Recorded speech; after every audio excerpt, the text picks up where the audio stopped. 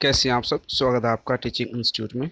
आज हम लोग बात करेंगे सीडीपी की प्रैक्टिस सेट करेंगे। बाल विकास मोस्ट इंपॉर्टेंट 25 क्वेश्चनों को डिस्कस करेंगे, जिनमें से आपको मिनिमम 20 क्वेश्चन को यहाँ पर बताने हैं, ताकि आप हमें यहाँ पर पता चले कि आपकी जो सीडीपी की तैयारी है यानी सीटेट 2022 के लिए तैयारी है, आप कितने बेहतर तरीके से तैयारी कर पाते हैं या फिर आपके कितने अच्छे मार्क्स आ पाएंगे। टेस्ट नंबर 9 है। हमने इससे पहले 8 वीडियो डाल चुका हूँ सीडीपी की हिंदी, ईवीएस, मैथ्स, टोटल सभी टॉपिक जितने भी सीटेट में टॉपिक आते हैं सभी टॉपिक वाइज पर डिस्कस डेली करते हैं। आपको डेली क्लास आपको मिल जाती है। टीचिंग इंस्टीट्यूट आपको सभी सब्जेक्ट की तैयारी टाइम टू टाइम करवाती रहती है। तो आपको टीचिंग इंस्टीट्यूट को सब्सक्राइब कर लीजिए। आज जो हमारी टॉपिक है शिक्षण और विधियाँ, इस टॉपिक से हम लोग आज 25 क्वेश्चनों को यहाँ पर डिस्कस करेंगे। ऐसे 25 क्वेश्चन होंगे जो प्रीवियस ईयर के एग्ज़ाम्स में क्वेश्चन आए हुए हैं, यानी आज से पहले सभी एग्ज़ाम्स में, ख़ास तौर पर सीटेट के एग्ज़ाम्स में क्वेश्चन पूछे गए हैं। ये क्वेश्चन आने वाले समय में भी आपके साथ पूछे जाएंगे। तो इनमें से 25 में से 20 क्वेश्चनों को आपको राइट आंसर देने हैं। तो चलिए, 2022 के लिए हम लोगों ने कंप्लीट नोट्स तैयार कर लिए हैं आपके लिए। नोट्स के लिए 7634993536 नंबर पर व्हाट्सअप करने हैं। आपको व्हाट्सअप करके कंप्लीट नोट्स ले सकते हैं। आपको टीचिंग इंस्टीट्यूट 100% सफलता दिलाएगी। आप सिर्फ टीचिंग इंस्टीट्यूट के साथ बने रहें, लेक्चर क्लास अटेंड करते रहें, प्रैक्टिस सेट में आप भाग लेते रहें, आपको सहायता ज़रूर मिलेगी। इस वीडियो के डिस्क्रिप्शन बॉक्स में जो भी बिहार से जितने भी अभ्यर्थी हैं, बिहार में 7वें चरण की बहाली है, जो भी अभ्यर्थी पहले पास आउट हो चुके हैं उसके लिए 7वें चरण शिक्षक बहाली के संबंध में व्हाट्सअप ग्रुप बनाया गया है। उस ग्रुप में आप ज्वाइन कर ले, या फिर अदर स्टेट से जो भी अभ्यर्थी हैं उनके लिए सीटेट 2022 की हमने एक ग्रुप बनाई है व्हाट्सएप की, उसको आप वहाँ पर ऐड कर ले, ताकि अपने दोस्तों से बात कर सके, सभी एक दूसरे से अपनी प्रतिक्रिया शेयर कर सके, प्रॉब्लम शेयर कर सके और जान सके। जितने भी अभ्यर्थी हमसे जुड़े हैं वहाँ पर व्हाट्सएप ग्रुप में आपको मिल जाएंगे। चलिए क्वेश्चन को डिटेल में देखते हैं। आज का पहला क्वेश्चन है, शिक्षा के क्षेत्र में पाठ्यचर्या शब्दावली डैश की ओर संकेत करती है। विद्यालय का संपूर्ण कार्यक्रम जिसमें विद्यार्थी प्रतिदिन अनुभव प्राप्त करते हैं। ऑप्शन बी है शिक्षण पद्धति पढ़ाई जाने वाली विषय वस्तु। ऑप्शन सी मूल्यांकन प्रक्रिया। कक्षा में प्रयुक्त की जाने वाली पाठ्य सामग्री। सीटेट पेपर फर्स्ट 2011 का क्वेश्चन है। हमने आपसे कहा कि जो भी हम क्वेश्चनों को यहाँ पर डिटेल में डिस्कस करेंगे वे सभी क्वेश्चन आपको प्रीवियस ईयर के एग्जाम्स में मिलेंगे।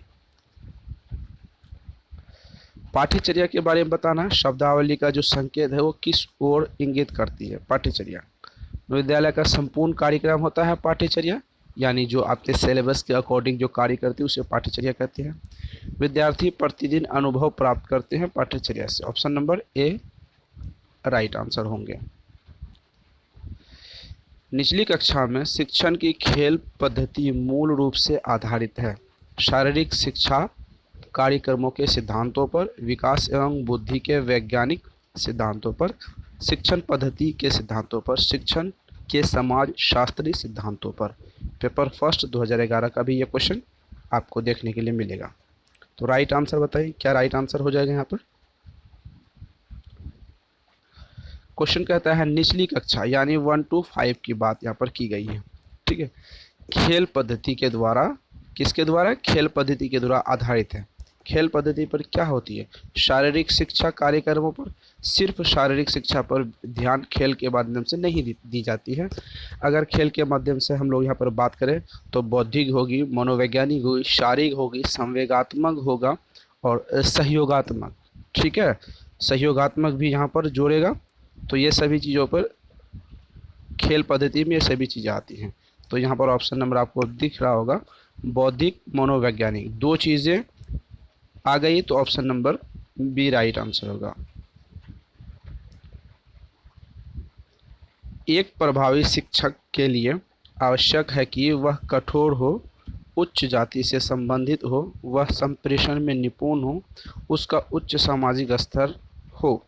बिहार टेट पेपर सेकंड 2011 का क्वेश्चन पूछा गया है।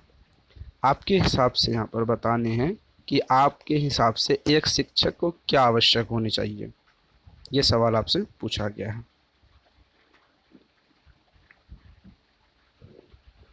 देखिए, अगर आप कठोर होंगे मतलब कठोर का मतलब होता है कि आप बच्चे से हार्डली बिहेव करते हैं, किसी बात को सिर्फ आप जो बोलते हैं वही आपकी बातों को मानना ही होगा बच्चों के लिए, सिर्फ ऐसा ऐसा बिल्कुल भी नहीं है, क्योंकि हम जो आगे बढ़ रहे हैं चाइल्ड सेंटर्ड एजुकेशन की ओर बढ़ रहे हैं, यानी बाल केंद्रित शिक्षा। तो एक शिक्षक का व्यवहार लचीला होना चाहिए, कठोर बिल्कुल भी नहीं होनी चाहिए। आगे बात करते हैं, ये नहीं होगा। उच्च जाति से, क्या ऐसा संविधान में, कोई कक्षा में, कोई कानून में लिखा है कि जो टीचर होंगे, वो शिक्षक होंगे, सिर्फ उसकी उच्च जाति की हो और निम्न जाति की ना हो? तो ये भी गलत होंगे। वो संप्रेषण में निपुण हो। संप्रेषण मतलब होता है वार्तालाप, यानी बातचीत। ठीक है, क्या होती है? बातचीत। बच्चों से वो किस तरीके से बात करे कि आपकी भाषा, आपकी लैंग्वेज, आपकी सहजता बच्चों को आसानी से समझ आ जाए, वो संप्रेषण में निपुण हो। बच्चे से इस तरीके से अब बात करें, वो बच्चे उसे अपना माने। ठीक है। स्मिथ ने शिक्षण की त्रिध्रुवी प्रक्रिया के कार्यवाहक माना है। शिक्षार्थी को, शिक्षक को, पाठ्यक्रम को, अभिभावक को। बिहार टेट पेपर फर्स्ट 2011 का क्वेश्चन है। यहाँ पर स्मिथ का कहना है त्रिध्रुवीय प्रक्रिया, शिक्षा की जो त्रिध्रुवीय प्रक्रिया, उसमें से कार्यवाहक किसे माना है? यह सवाल आपसे पूछा गया है। देखिए, पहला माना था उन्होंने विद्यार्थी को, दूसरा माना था शिक्षक को, और तीसरा उन्होंने क्या माना था? पाठ्यक्रम को। तो राइट आंसर क्या हो जाएगा? त्रिध्रुवीय पूछा है, तीसरा नंबर का पूछा है, तो पाठ्यक्रम हो जाएगा। पाठ्यक्रम एक लक्ष्य की ओर, ठीक है, लक्ष्य की ओर ये निर्धारित करती है। पाठ्यक्रम किसकी ओर करती है? गोल की ओर। ठीक है, गोल की ओर इंगित करती है। तो ऑप्शन नंबर क्या हो जाएगा आपकी? Option number C right answer होगा। पाठ्यक्रम निम्नलिखित में से शिक्षण में कौन से चर में आता है? स्वतंत्र चर, मध्यस्थ चर, आश्रित चर, इनमें से कोई नहीं। बिहार टेट पेपर फर्स्ट 2011 का क्वेश्चन है। पाठ्यक्रम निम्नलिखित से कौन सा चर लाता है? तीन चरण होते हैं, तीन चरण होते हैं। यहाँ पे कौन सा पूछा है? कौन से चर में आते हैं पाठ्यक्रम? ये सवाल आपसे पूछा है।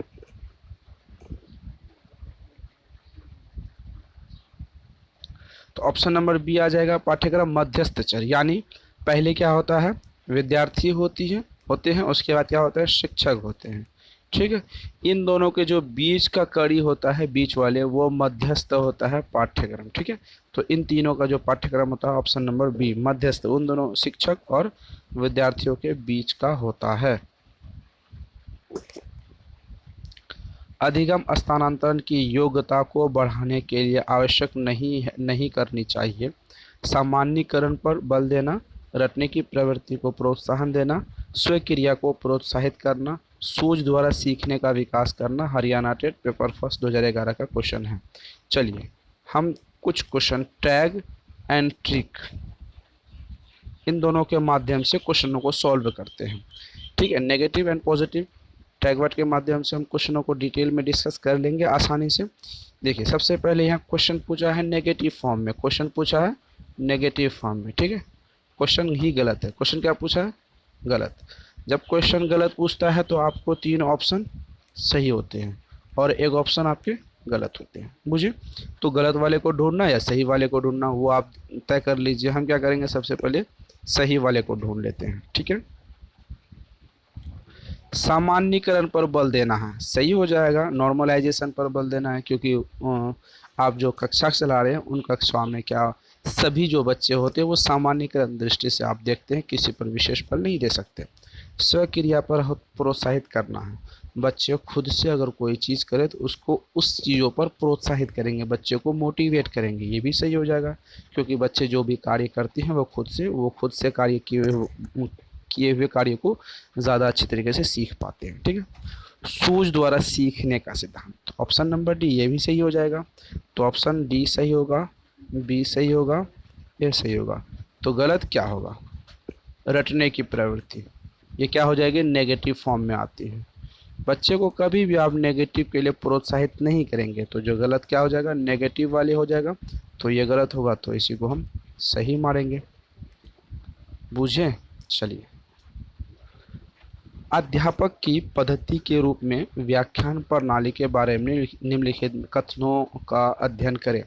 सूचना प्रदान करने की यह कुशल विधा विद्यार्थियों को आलोचनात्मक दृष्टि से सोचने के लिए प्रेरित करते हेतु यह एक प्रभावपूर्ण प्रणाली है। सिर्फ ऑप्शन ए होगा, केवल बी होगा, ए बी दोनों होगा, ना ए ना ए बी दोनों होगा। हरियाणा टेट 2011 का क्वेश्चन है। सवाल आपके सामने है, जवाब भी आपको यहाँ पर देने हैं।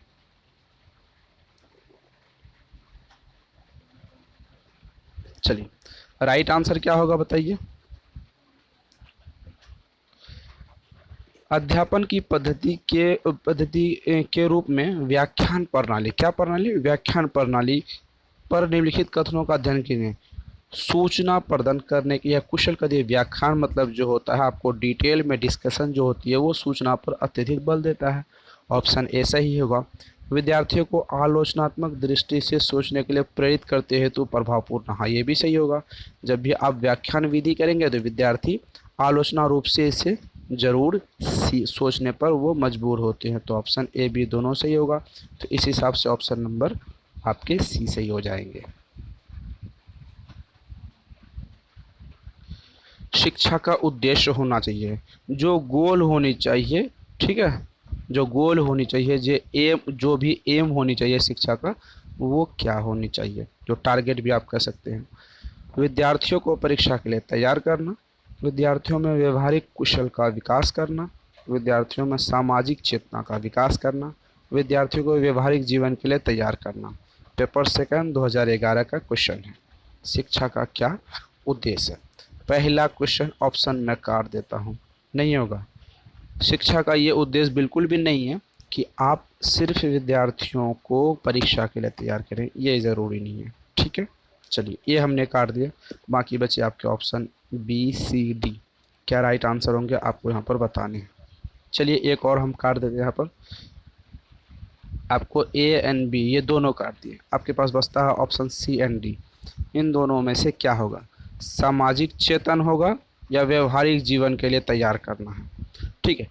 सामाजिक चेतन कुछ चीज़ों में हो सकती है, लेकिन अगर सही जो होंगे आपके क्या होंगे, विद्यार्थियों के व्यवहारिक जीवन के लिए तैयार करना होगा, ऑप्शन नंबर डी। शिक्षकों की भूमिका क्या होती है, क्या है, छात्र केंद्रित, क्रिया आधारित, अंतःक्रियात्मक, अधिगम का सृजन करना, ज्ञान का संप्रेषण करना, छात्रों के अनुशासन में रखना। उपरोक्त सभी हरियाणा टेट पेपर सेकंड 2011 का क्वेश्चन है। राइट आंसर बताइए।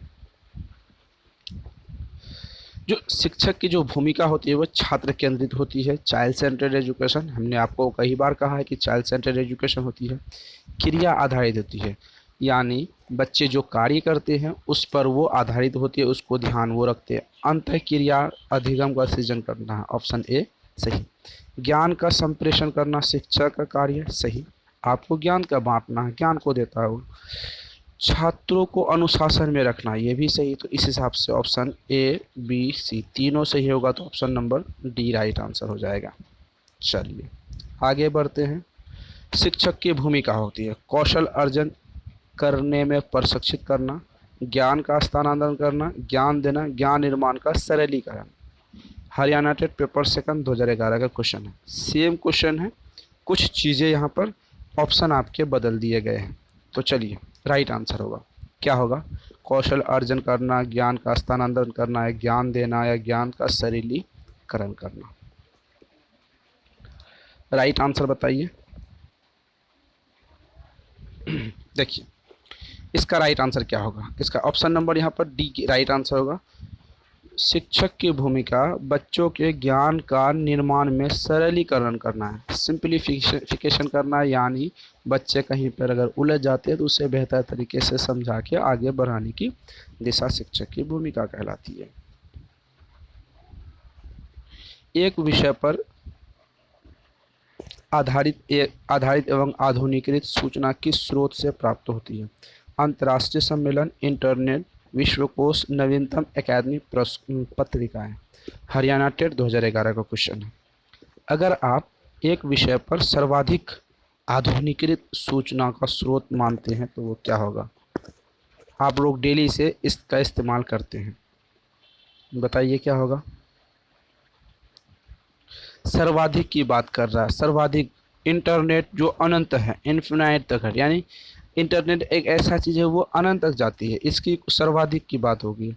इसकी कोई सीमा नहीं है। अगर आपके आधुनिकीकृत सूचना देती है वो नया नया चीज़ें जो आपके किताब में भी नहीं छपी होती है, वे सिर्फ इंटरनेट आपको दे सकती है।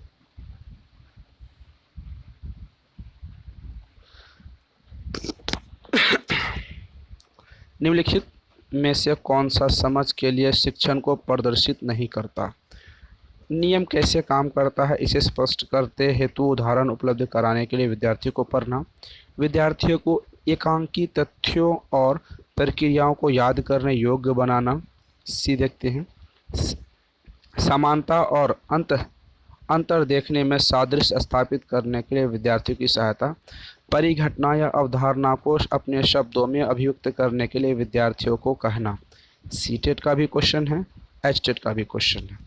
चलिए, दोनों का क्वेश्चन है। क्वेश्चन का लेवल कितना बेहतर है ये जानने की क्रिया यहाँ पर देखने के लिए हमें मिलती है। राइट आंसर बताइए।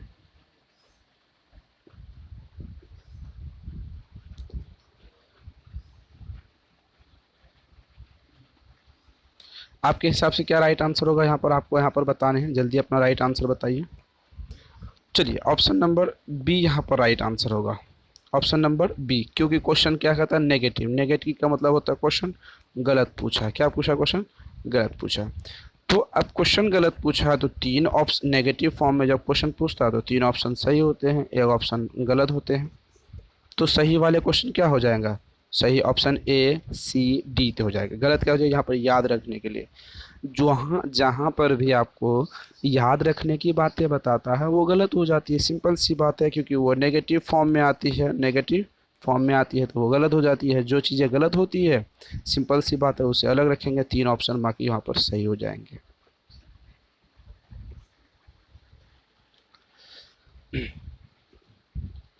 आगे की तरफ हम लोग बढ़ते हैं। प्राथमिक स्तर पर एक शिक्षक में निम्न में से सबसे महत्वपूर्ण विशेषता मानना चाहिए? धैर्य और दृढ़ता, बच्चों की उत्सुकता, पढ़ाने की उत्सुकता, शिक्षण पद्धतियों और विषयों का ज्ञान में दक्षता, उसके बाद यहाँ पर अति मानक भाषाओं को पढ़ाने में क्षमता। पेपर फर्स्ट 2011 का क्वेश्चन सी टेट का है। राइट आंसर बताइए।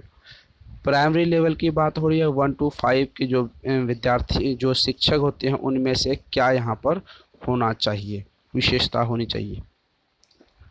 राइट आंसर बताइए। धैर्य और दृढ़ता। क्यों? क्योंकि जब भी प्राइमरी लेवल के बच्चों को पढ़ाएंगे 1 to 5 है, वो बच्चे अक्सर आप जब उसे पढ़ा रहे होंगे तो वो बच्चे अक्सर आपकी बातों को समझ नहीं पाएंगे। ठीक है, वो समझ नहीं पाएंगे। तो आप उस वक्त आपको वहाँ पर धैर्य रखना होगा। आप लगातार पढ़ाने के प्रयास करेंगे, लगातार आप उसे पढ़ाएंगे, आज नहीं तो कल वो बातें आपकी बातें समझेंगे। अगर उसे आप छोड़ देंगे यानी आपका धैर्य टूट जाएगा, नहीं पढ़ाएंगे, छोड़ देंगे क्योंकि ये बच्चा अरे ये समझ ही नहीं आता है, इसको हम क्या पढ़ाएं, तो वहाँ पर अगर आप उसे छोड़ते हैं तो जाहिर सी बात है वो आगे नहीं पढ़ पाएंगे। तो आपके धैर्य और दृढ़ता ज़रूरी है। बीजों का अंकुरण संकल्पना के शिक्षण की सबसे प्रभावी पद्धति है। विद्यार्थियों द्वारा पौधे के बीज बोना और उसे अंकुरण के चरणों का अवलोकन करना, विस्तृत व्याख्यान करना, श्यामपट्ट पर चित्र बनाना और वर्णन करना, बीज की वृद्धि के चित्र दिखाना। पेपर फर्स्ट 2012 का क्वेश्चन है।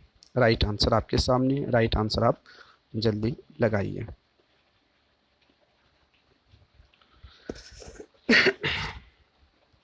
बीजों का अंकुरण संकल्पना के शिक्षण का प्रभावी पद्धति है। तो आपके यहाँ पर राइट आंसर ये हो जाएगा, विद्यार्थियों द्वारा पौधे के बीज बोना और उससे के अंकुरण के चरणों को अवलोकन करना। Option number A right answer होगा। आगे क्वेश्चनों की तरफ बढ़ते हैं। एक शिक्षिका पाठ्य वस्तु और फल सब्जियों कुछ छात्रों का प्रयोग करती है और अपने विद्यार्थियों से चर्चा करती है। विद्यार्थी इस जानकारी को अपने पूर्व ज्ञान से जोड़ते हैं और पोषण की संकल्पना को देखते यह उपागम आधारित है। यह उपागम किस पर आधारित है? अधिगम के सक्रिय अनुबंधन का, अधिगम के शास्त्रीय अनुबंधन का, अधिगम के पुनर्बलन, अधिगम का ज्ञान के निर्माण का। सीटेट पेपर फर्स्ट 2012, उसके बाद सीजीटेट 2014 का क्वेश्चन है। क्वेश्चन का लेवल आप देखिए कितना बेहतर लेवल है। राइट आंसर बताइए।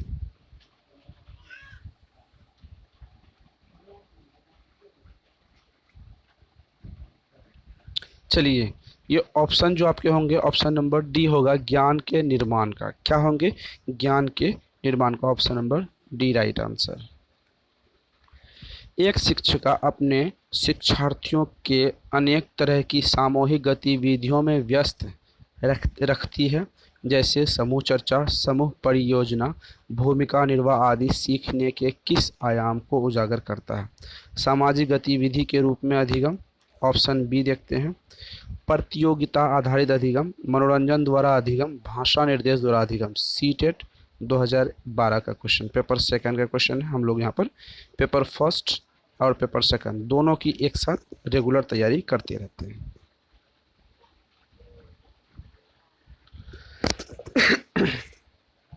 सॉरी, यहाँ पर जो आपका राइट आंसर होगा ऑप्शन नंबर ए, सामाजिक गतिविधि के रूप में अधिगम।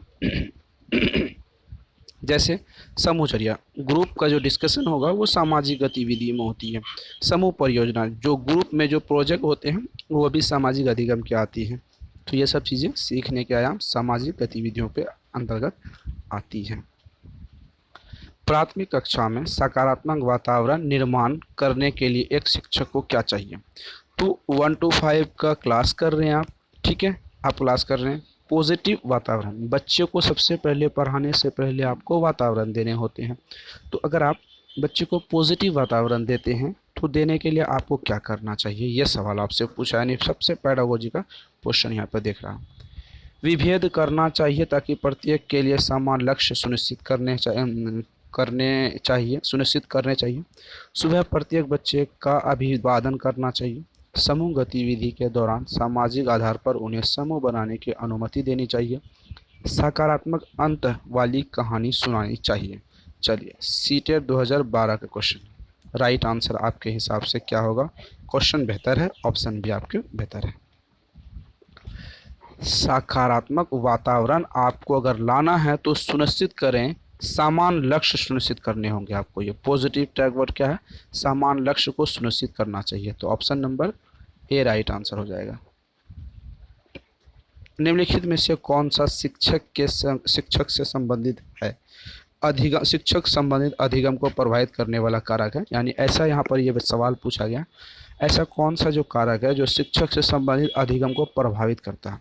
विषय वस्तु या अधिगम अनुभव की प्रकृति, बैठने की उचित व्यवस्था, शिक्षण अधिगम संस्थानों की उपलब्धता, विषय वस्तु की प्रवीणता। सीटेट पेपर फर्स्ट 2011 का क्वेश्चन आपसे पूछा गया है।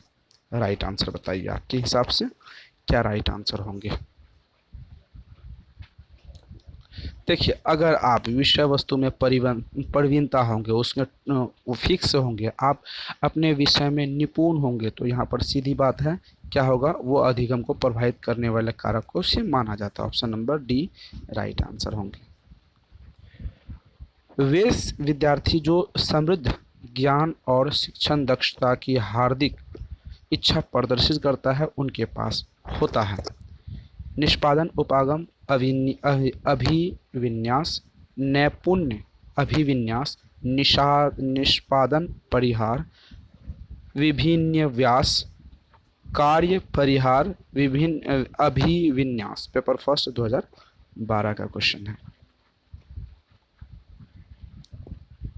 चलिए, इसका right answer option number A हो जाएगा, निष्पादन, उपागम, अभिविन्यास। Option number A right answer होगा। निम्नलिखित में से अंत विषय अनुदेशन का उत्कृष्ट लाभ यह है कि विद्यार्थियों में विभिन्न विषयों क्षेत्रों के विशेष प्रकरणों के प्रति नापसंदगी विकसित होने की कमी संभावना होती है। विद्यार्थियों को सीखे गए ज्ञान का बहु संदर्भ में अनुप्रयोग करने की सामान्यीकृत करने का अवसर दिए जाते हैं। पाठ्य परियोजना बनाने बनाने और गतिविधियों में शिक्षकों को अधिक लचीलेपन की अनुमति होती है। प्रकरणों की विविधता उन्हें पारंगत पाठ्यचर्या में संबोधित किए जाने की आवश्यकता से शिक्षकों की अभिभूत होने की संभावना होती है। सीटेट पेपर फर्स्ट 2012 का क्वेश्चन है। चलिए राइट आंसर बताइए, आपके हिसाब से यहाँ पर क्या राइट आंसर होंगे।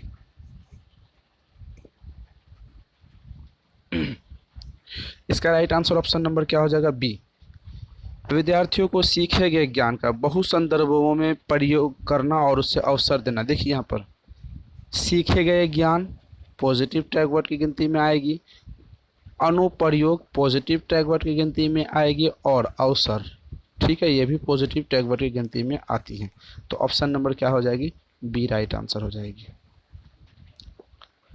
एक सशक्त विद्यालय अपने शिक्षकों में निम्नलिखित योग्यताओं में से किसे सर्वाधिक बढ़ावा देगा। परीक्षण करने की प्रवृत्ति, प्रतिस्पर्धा, अभिवृद्धि, स्मृति, अनुशासित स्वभाव। सीटेट पेपर फर्स्ट 2012 का क्वेश्चन है।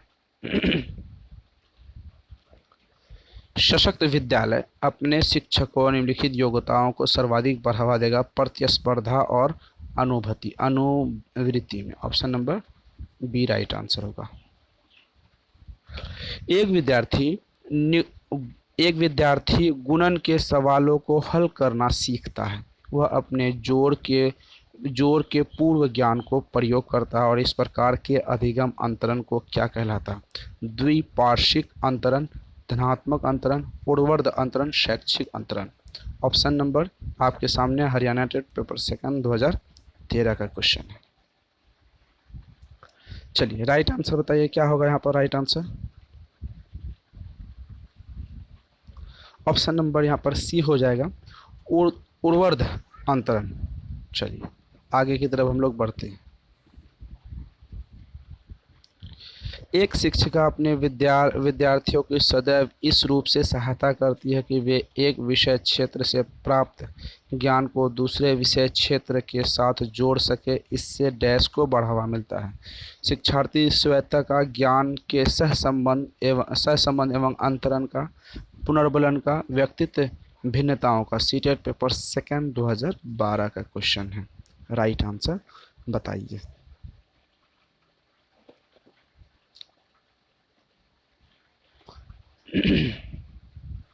चलिए आपके सामने ऑप्शन है, राइट आंसर बताइए क्या राइट आंसर होंगे। देखिए यहाँ पर ज्ञान का सहसंबंध एवं अंतरण से ऑप्शन नंबर क्या हो जाएगा, बी राइट आंसर होगा। निम्नलिखित में से कौन सा सिद्धांत पाठ परियोजना में शामिल नहीं है। मतलब यहाँ पे क्वेश्चन नहीं पूछा है तो क्वेश्चन का नेगेटिव है, नेगेटिव मतलब क्वेश्चन गलत है। जहाँ गलत क्वेश्चन है वहाँ पर क्या होगा, 3 सही 1 गलत। गलत वाले को पहले ढूंढिए तभी आप सही कीजिए। शिक्षण का ज्ञान, उद्देश्यों की स्पष्टता, विद्यार्थियों का ज्ञान, योजना की दृढ़ता। सीटेट पेपर सेकंड 2012 का क्वेश्चन है। चलिए इसका राइट आंसर आपको यहाँ पर बताने हैं क्या राइट आंसर यहाँ पर होंगे। क्वेश्चन नेगेटिव पूछा है तो 3 ऑप्शन सही ढूंढते हैं। शिक्षण का ज्ञान सही हो जाएगा, उद्देश्यों की स्पष्टता सही हो जाएगी, शिक्षार्थियों का ज्ञान सही हो जाएगा, योजना की दृढ़ता। देखिए यहाँ पर शिक्षा की बात हो रही है, यहाँ पर योजना की बात हो रही है तो ये गलत हो जाएगा। क्या हो जाएगा, ये गलत हो जाएगा। अब आपको पता है जहाँ नेगेटिव फॉर्म में क्वेश्चन पूछता है जो गलत होता है उसी को आप सही क्वेश्चन मारते हैं। चलिए आगे बढ़ते हैं। CBSI द्वारा प्रस्तावित समूह परियोजना गतिविधि डैश सशक्त साधन है। शिक्षकों के भार को हल्का करने का और रोजमर्रा के शिक्षण से होने वाले तनाव को दूर करने का, सामाजिक भागीदारी को सुगम बनाने का, अनेकता में एकता की संकल्पना प्रचार करने का प्रयास। CTET paper second 2012। चलिए राइट आंसर बताइए आपके हिसाब से क्या राइट आंसर यहाँ पर होंगे।